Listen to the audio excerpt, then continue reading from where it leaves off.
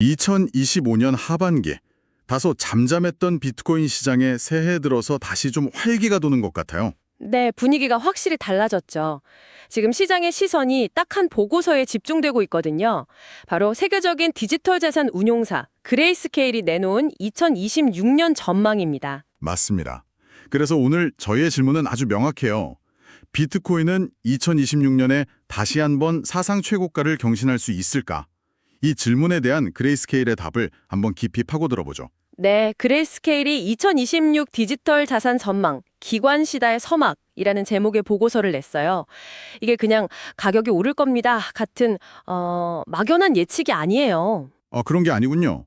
왜 지금이 기관의 시대라고 부를 수 있는지, 그리고 이 변화가 시장의 규칙 자체를 어떻게 근본적으로 바꾸고 있는지에 대한 아주 구체적인 분석이죠. 좋습니다. 오늘 저희의 목표는 그레이스케일이 제시한 근거들을 하나씩 뜯어보면서 이 전망이 여러분 같은 투자자에게 어떤 의미를 갖는지 그 맥락을 제대로 짚어보는 겁니다. 좋아요. 그럼 본격적으로 한번 파헤쳐보죠. 보고서 부제이기도 한 기관 시대의 서막, 이 말부터 시작해볼까요? 네, 그동안은 개인 투자자들이 시장을 이끌어왔다면 이제는 뭔가 거대한 흐름이 바뀌고 있다는 그런 신호 같은데요. 바로 그거예요. 핵심은 그 거대한 흐름, 즉 막대한 자본을 운용하는 기관 투자자들이 시장에 본격적으로 진입하고 있다는 신호죠. 그런데 여기서 정말 흥미로운 지점은 그레이스케일이 이걸 이제 막 시작하는 단계라고 보고 있다는 점이에요. 잠깐만요. 이제 시작이라뇨. 이미 비트코인 현물 ETF도 출시됐고 많은 기관들이 참여하고 있다는 뉴스는 계속 나왔잖아요. 네네, 맞아요. 기관이 온다는 이야기는 사실 몇 년 전부터 계속 들려왔던 것 같은데요. 왜 그레이스케일은 바로 지금이 다르다고 확신하는 거죠? 아주 날카로운 질문이에요. 맞아요. 기관이 온다는 말은 일종의 밈처럼 반복됐죠. 그렇죠. 하지만 과거와 지금의 결정적인 차이는 실제 자산 배분에 있어요. 현재 대부분의 거대 연기금이나 자산 운용사의 전체 포트폴리오를 들여다보면요. 디지털 자산이 차지하는 비중은 극히 미미하겠네요. 0.1%는커녕 0.01%도 안 되는 경우가 허다해요. 사실상 간만 보고 있다는 표현이 정확하죠. 그레이스케일이 주목하는 건 바로 이 엄청난 잠재력이에요. 그러니까 이미 들어온 돈의 규모가 아니라 앞으로 들어올 수 있는 돈의 잠재력이 비교도 안 될 만큼 크다는 거군요. 그렇죠. 그리고 그 돈의 성격이 완전히 달라요. 성격이요? 네. 개인 투자 자금은 시장 분위기에 따라 빠르게 움직이는 소위 뜨거운 돈에 가깝다면 기관의 자금은 한 번 투자 방침이 정해지면 수년에 걸쳐 꾸준히 유지되는 끈질긴 자본이에요. 끈질긴 자본. 마치 작은 보트와 거대한 유저선의 차이랄까요? 유저선은 방향을 한 번 정하면 웬만한 파도에는 흔들리지 않고 그 방향으로 계속 나아가죠. 그렇죠. 이런 자금이 꾸준히 유입되면 시장의 바닥을 계속해서 다져주고 구조적인 상승을 이끄는 강력한 힘으로 작용할 수 있다는 게 그레이스케일 분석의 핵심입니다. 그렇군요. 단기적인 투기 자본이 아니라 시장의 기초 체력을 바꾸는 장기 투자 자본의 시대가 열리고 있다.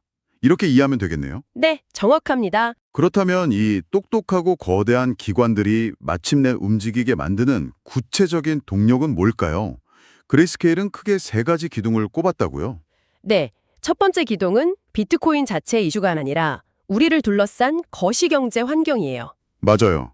최근 몇 년간 전 세계가 경험했듯이 달러의 가치가 예전 같지 않다는 인식이 퍼지고 있죠. 그렇죠. 미국을 포함한 각국 정부의 부채는 천문학적으로 늘어나고 있고요. 이런 상황은 자연스럽게 우리가 매일 쓰는 돈, 즉 법정화폐의 가치에 대한 근본적인 질문을 던지게 만들어요. 내 돈의 가치가 과연 안전한가 하는 질문이죠. 바로 그거죠. 바로 그 지점에서 비트코인의 역할이 부각되는 거예요. 역사적으로 사람들은 이런 불확실성의 시대에 가치를 저장할 안전한 피난처를 찾아왔죠. 대표적인 게 금이나 은이었죠. 네. 정부나 중앙은행이 마음대로 찍어낼 수 없고 공급량이 제한되어 있다는 희소성 때문에 가치를 인정받아 왔고요. 그레이스케일은 비트코인이 바로 그 역할을 디지털 시대에 수행할 수 있는 디지털 금으로서 주목받고 있다고 분석하는 겁니다. 인플레이션 위험을 피할 수 있는 새로운 대안 자산으로요. 맞습니다.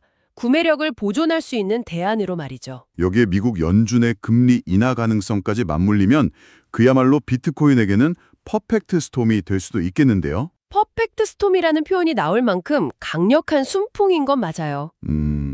만약 연준이 예고대로 금리 인하를 시작하면 시장의 유동성, 즉 돈이 더 많이 풀리게 되죠. 네. 시중 금리가 낮아지니 사람들은 은행 예금보다는 조금 더 위험을 감수하더라도 높은 수익을 기대할 수 있는 자산으로 눈을 돌리게 되고요. 위험자산 선호 심리가 강해지겠네요. 그렇죠. 그러면서 풀린 돈의 일부가 디지털 자산 시장으로 흘러 들어올 가능성이 커지는 거죠.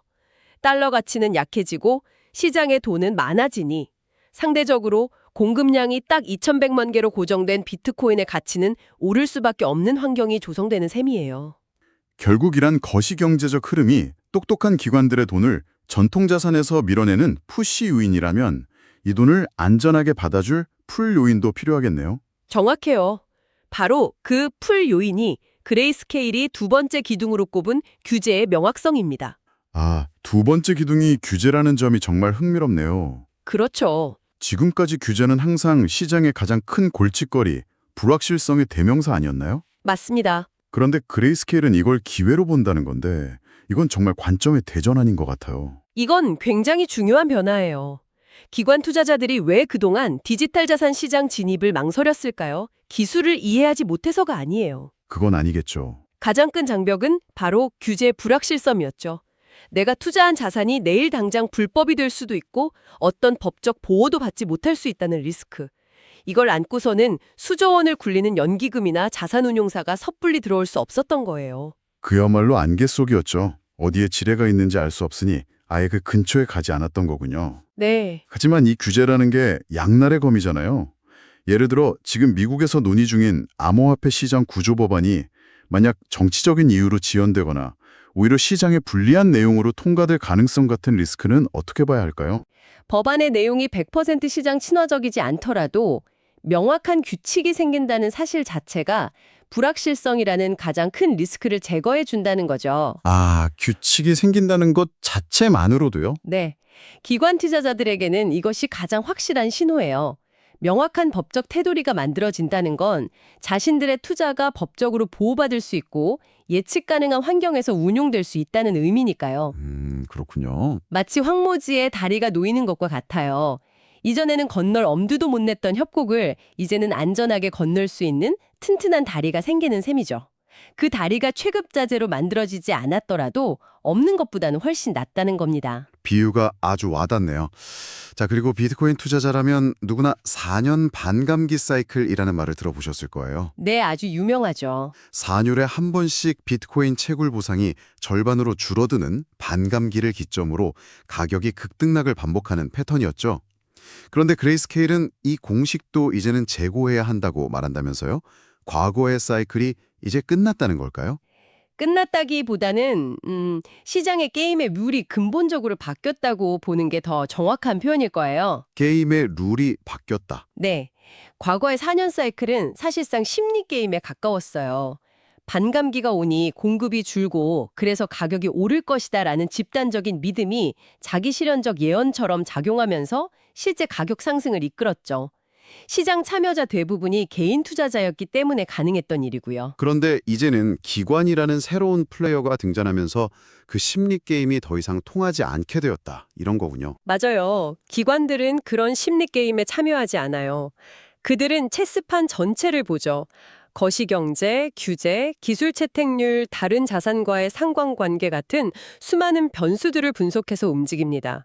아, 그레이스케일이 말하는 건 이제 비트코인 시장이 모두의 패를 예측하며 베팅하는 포커판에서 수많은 변수를 계산하며 장기적인 전략을 짜는 체스판으로 바뀌고 있다는 아주 근본적인 변화에 대한 이야기인 셈이죠. 시장이 포커판에서 체스판으로 바뀐다. 비유가 아주 와닿네요. 네. 그럼 그 말엔 예전처럼 단기간에 10배, 20배 오르는 그런 폭발적인 상승은 이제 기대하기 어려워졌다는 의미로도 해석할 수 있을까요? 시장이 좀 지루해지는 건 아닌가요? 하하, 지루하다는 표현도 재미있네요. 아마 변동성의 성격이 바뀔 겁니다. 성격이요? 네. 과거처럼 하루아침에 몇십 %씩 오르내리는 극단적인 롤러코스터 장세는 줄어들 수 있어요. 하지만 그 대신 전반적인 경제 및 규제 환경이라는 더 큰 틀 안에서 움직이는 보다 안정적인 구조적 성장의 패턴을 보일 가능성이 크다는 거죠. 아하. 비유하자면 한순간에 터지고 사라지는 화려한 불꽃놀이가 아니라 꾸준히 고도를 높여가는 로켓처럼요. 어느 쪽이 더 매력적인지는 투자자의 성향에 따라 다르겠죠. 자, 그럼 이 모든 걸 종합해 볼 때 투자자 입장에서 한번 정리해 보죠. 거시경제 환경도 우호적이고 규제는 리스크에서 기회로 바뀌고 있으며 기관이라는 든든한 플레이어까지 시장에 들어오고 있어요. 네. 그레이스케일의 전망은 분명 강력한 강세 시나리오에 가까운데요.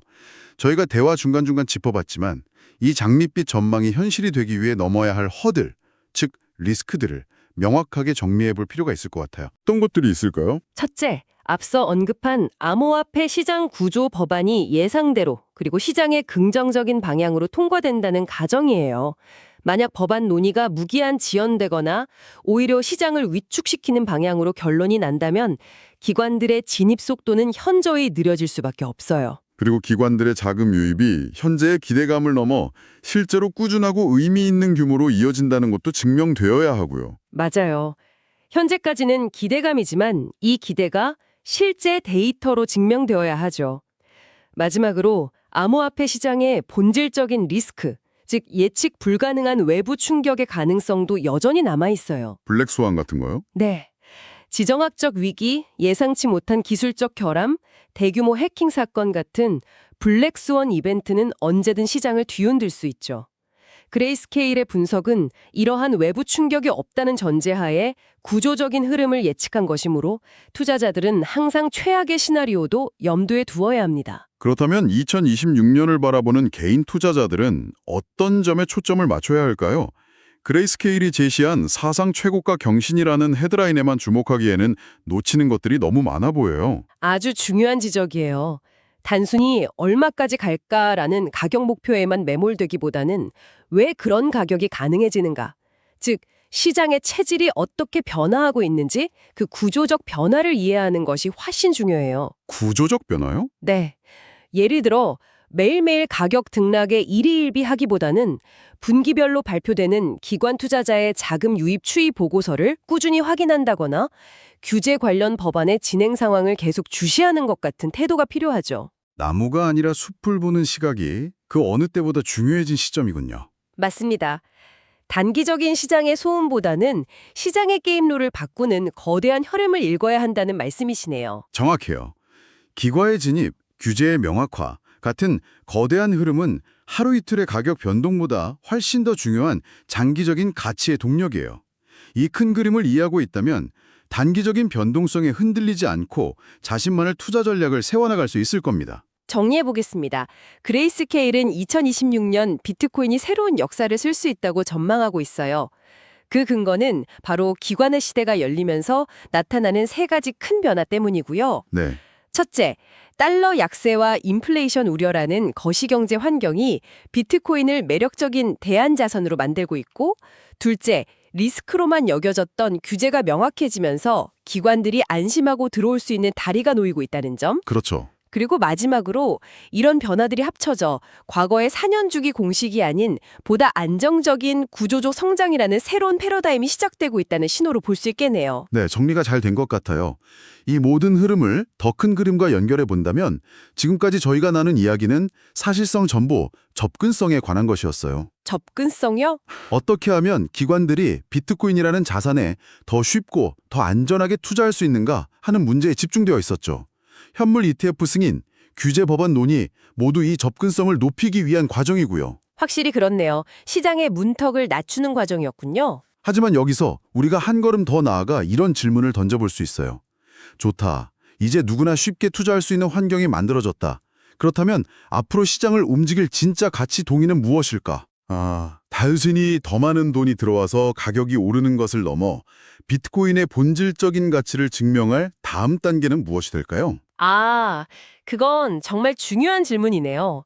접근성 다음의 단계는 무엇인가? 어쩌면 2026년 이후 시장의 가장 큰 화두는 바로 이 질문이 될지도 몰라요. 바로 사용성의 문제죠. 사용성? 네, 단순히 투자 자산으로서의 비트코인을 넘어 실제 해상에서 실질적인 수요가 어떻게 가격과 연결될 것인지, 예를 들어 더 빠르고 저렴한 국제 결제 수단으로서의 역할이나 특정 웹3 서비스에서 반드시 필요한 디지털 원자재로서의 역할 같은 것들이죠. 접근성의 시대가 어느 정도 완성되고 본격적인 사용성의 시대가 열릴 때 비트코인의 가치는 우리가 지금껏 보지 못했던 또 한 번의 거대한 도약을 맞이할 수 있지 않을까요? 여러분은 어떻게 생각하시나요? 시청해 주셔서 감사합니다.